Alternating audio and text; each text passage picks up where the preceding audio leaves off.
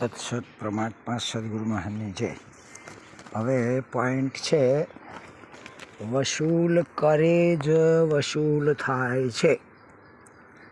આ મુદ્દામાં કર્મનો સિદ્ધાંત જ કામ કરે છે.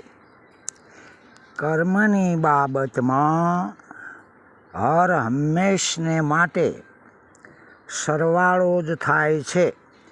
એટલે કે બાદબાકી, ગુણાકાર કે પછી ભાગાકાર અથવા તો શેષ વધે એવું કશું જ કામ આવતું નથી.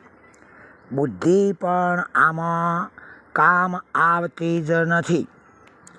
ભલામણ, દબાણ, શરમ કે લાલચ પણ આમાં ચાલતી નથી.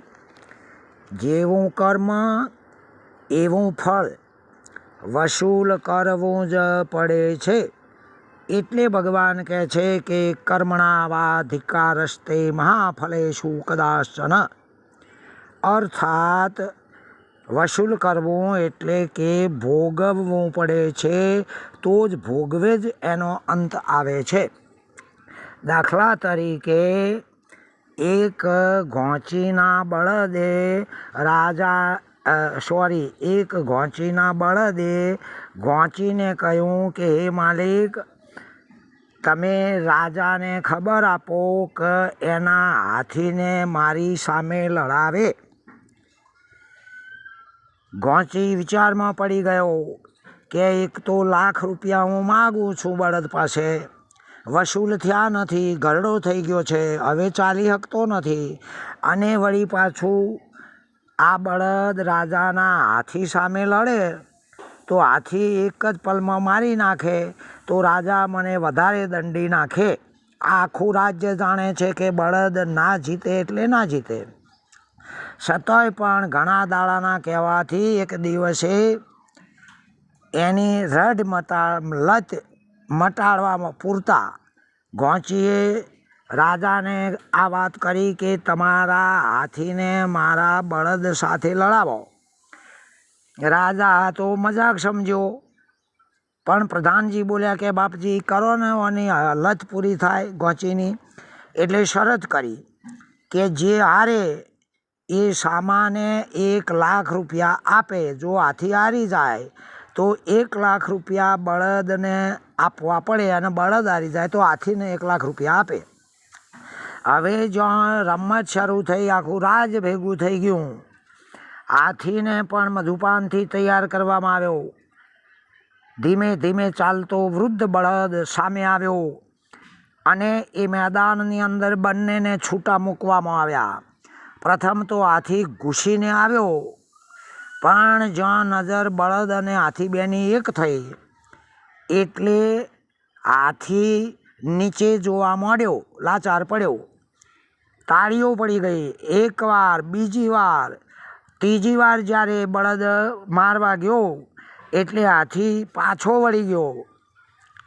એટલે હવે રાજાને પણ ખબર પડી ગઈ કે હાથી હાર્યો, 1 લાખ રૂપિયા આપવા પડે. એટલે રાજાએ શરત મુજબ 1 લાખ રૂપિયા પેલા ઘોંચીને આપી દીધા. હવે ઘોંચી આનંદમાં આવ્યો. પ્રજા પણ ખબર પડવા મળી કે બળદ કેટલો તાકાતવાન. ત્યારે બળદ કહેવા માંડ્યો કે સજ્જનો, એ માલિક, એ રાજન, સાંભળો, હું બળવાન નથી, પણ મેં ગયા અવતારમાં આ હાથીને 1 લાખ રૂપિયા આપ્યા હતા, એ દેવું બાકી છે અને એનું શરીર છૂટી ગયું. અત્યારે મારું દેવું વસૂલ કરવા માટે એ હાથીના રૂપમાં આવ્યો છે.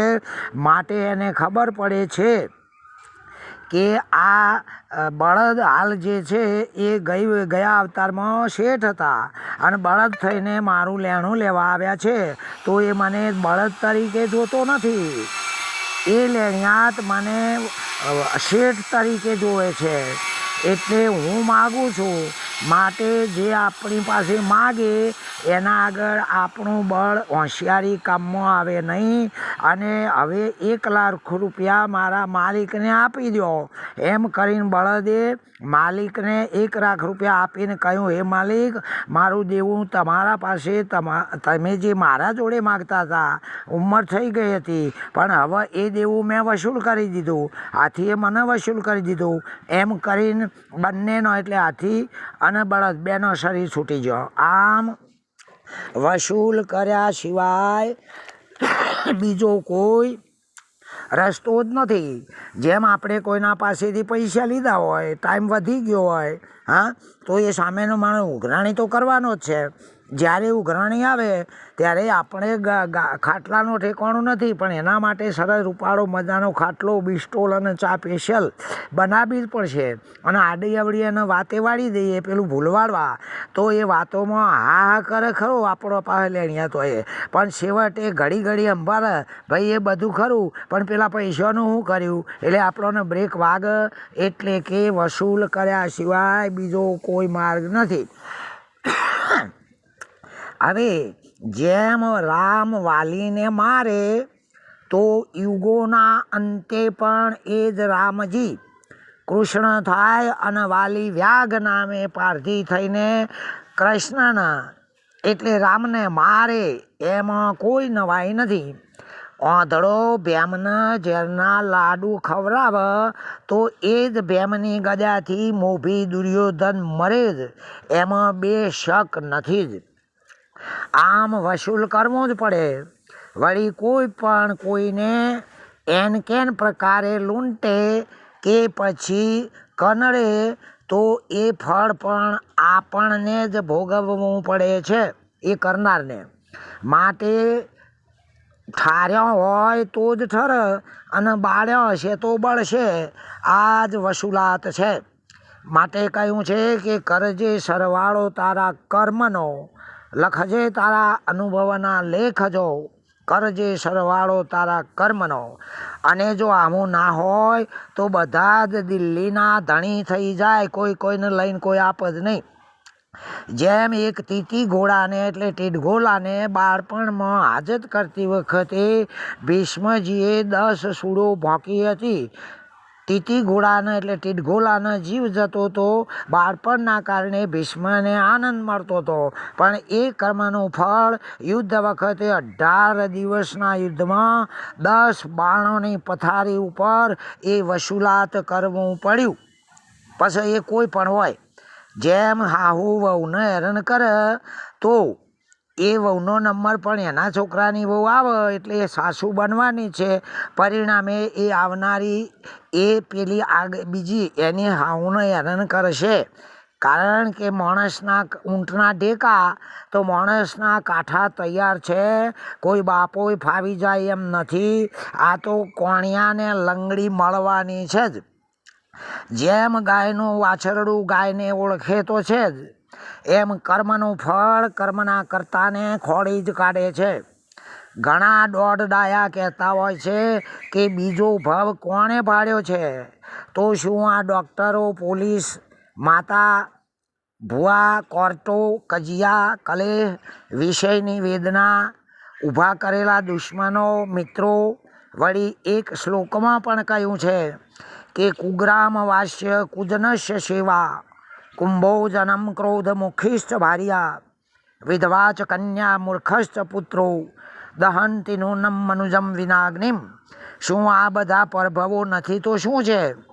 આમ એક ભવ આપણો દેહ, અને પર એટલે કે બીજો ભવ સામેવાળાનો દેહ કે વિષય એ છે જ. એ શું આ કુદરતી ક્રમ નથી સમજાતો? વળી ઘરનો જ કોઈ ગોઠે નહીં, સતત જીવન જ બહારને બહાર પૂરું કરી દેવું. શું આ ભવના કર્મો નથી? ઠીક છે, જાય છે ત્યાં સુધી મોટા ઊંટો પણ નીકળી જાય. જાય તો મોટા ઊંટના હાથી પોલમાંથી નીકળી જાય, પણ આગળ એ બધા ઢગલા થશે ત્યારે શેડો કે નાકો એટલે આગળનો નાકો બંધ સહજ પછી ભરાઈ રહેશે. માટે કાતરની ચોરી કરે સોયનું દાન, ઊંચે ચડીને જોયા કરે ક્યાંથી આવે વિમાન. આમ ગાયને દોહી કૂતરોને પાવું શું આ પુણ્ય છે? દાખલા તરીકે એક બેન જેને બિલકુલ હલકટ કહેવાય, વારંગા તરીકે, વૈશ્યા તરીકે, એના પાસે અઢળક ધન હતું, કારણ કે કોઈ પણ નહીં કીધું કે વેશ્યાન ભય ના હોય.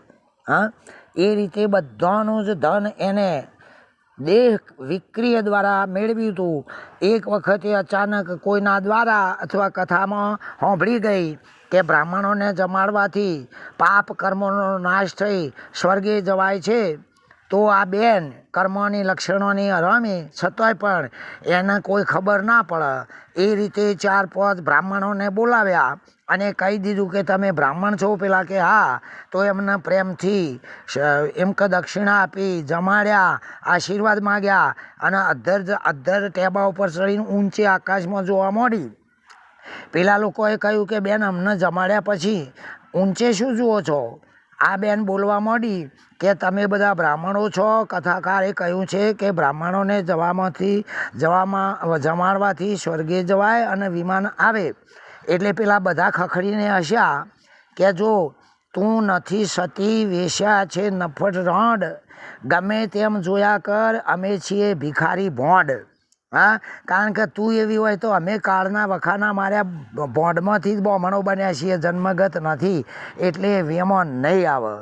આમ જૈસે કુછ તૈસા હી મિલતા હી હૈ.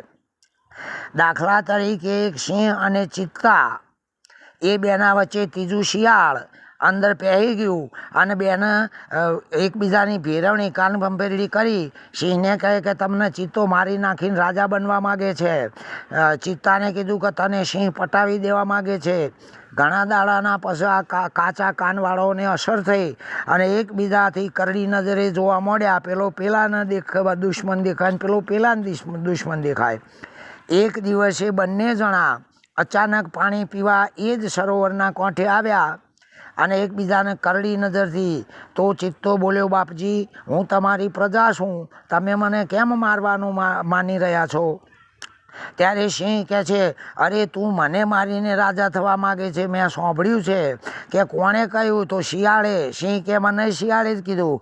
તાત્કાલિક શિયાળને બોલાવવા આવ્યું. 2 જણા 2 બાજુ થઈને વચ્ચે શિયાળને ઊભું રાખ્યું કે બોલ, તું નહોતો કહેતો? પેલો કે તું એ નહોતો કહેતો? એટલે શિયાળ કંપી ગયું અને હાથ જોડીને કાજીજી કર્યું કે બાપજી ખરેખર બેને તો મેં જ ભંભેર્યા છે, પણ મને 2 બાજુ ખાવા મળતું હતું એટલે મેં આ નાટક ઊભું કર્યું હતું.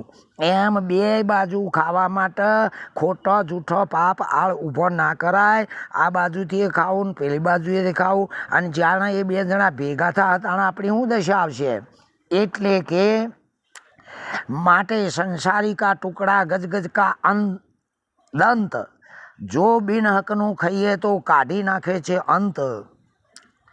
એટલે જુઓ શ્રી કૃષ્ણ ભગવાન હતા તો પણ જેનું લીધું એનું વ્યાજ સહિત વસૂલ કર્યું છે. કોઈનો ભાર ના રાખે મોરારી, વ્યાજ શીખે વર્તે વનમાળી. એ જ વાણી પ્રમાણ છે. માટે આજને આજ લેવડ દેવડ ચૂકતે કરી ચોપડા ચોખ્ખા કરી નાખવા એમાં જ મજા છે કે જેથી પાપ પુણ્યનું પાનું જ ફાટી જાય અને તરત જ નવરા એટલે કે મુક્ત થઈ જઈએ.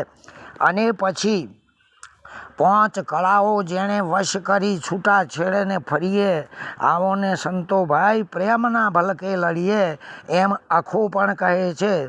આમ આપણને આપણા જ ઘરના બહેનો કે છોકરા અથવા વહુઓ, પાડોશીઓ, પિતરાઈઓ અને આપણું ગામ જો ભગત માનતું હોય તો પછી ભક્તિ ખરી જ કહેવાય છે. કારણ કે આ નજીકનો મોન હતો, એમાં બહારના બીજા કોઈ પણ પ્રમાણની લેવા જવાની જરૂર નથી.